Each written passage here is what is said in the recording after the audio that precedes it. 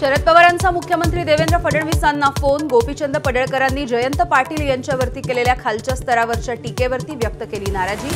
फडणवीस पडळकरांना समज देणार का याची उत्सुकता।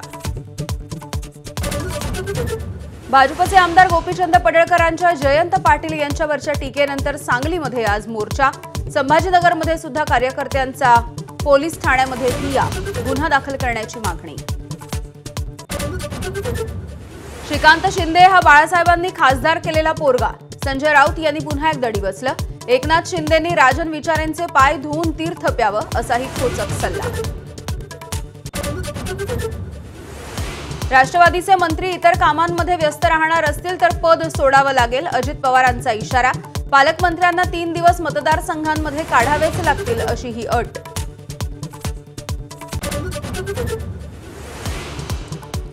आम्ही जिवंत आहोत हे आता दाखवावं लागेल, भुजबळांचा जरांगेंना अप्रत्यक्ष इशारा। हल्ले होत राहतील पण आपण तुफानातील दिवे असं म्हणत एल्गार।